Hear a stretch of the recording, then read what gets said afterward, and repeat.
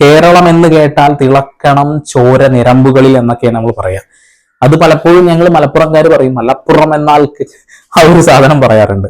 പക്ഷെ കാലങ്ങളായിട്ട് ഞങ്ങളുടെ ജില്ലയെ മനഃപൂർവ്വം അടിച്ച് ആക്ഷേപിക്കാൻ വേണ്ടി ഒരു കൂട്ടം ആളുകളുണ്ട് എന്നുള്ളതാണ്. അത് ഒരു പക്ഷെ ഇവിടെ ഒരു മതപരമായിട്ടുള്ള പ്രശ്നങ്ങളിൽ ആളുകൾ പറഞ്ഞുണ്ടാക്കുകയും രാഷ്ട്രീയപരമായ പ്രശ്നങ്ങളും പറഞ്ഞുണ്ടാക്കുകയും ചെയ്യാറുണ്ട്. എന്നാൽ ഇതിൽ കുറച്ചൊക്കെ ഉണ്ട്, ഇല്ലെന്നൊന്നും ഞങ്ങൾ പറയുന്നില്ല. ഏതൊരു സ്ഥലത്താണെങ്കിലും മതപരമായിട്ടുള്ള രാഷ്ട്രീയപരമായിട്ടുള്ള വർണ്ണ വിവേചനങ്ങളൊക്കെ ഇഷ്ടം പോലെ നടക്കുന്നുണ്ട്.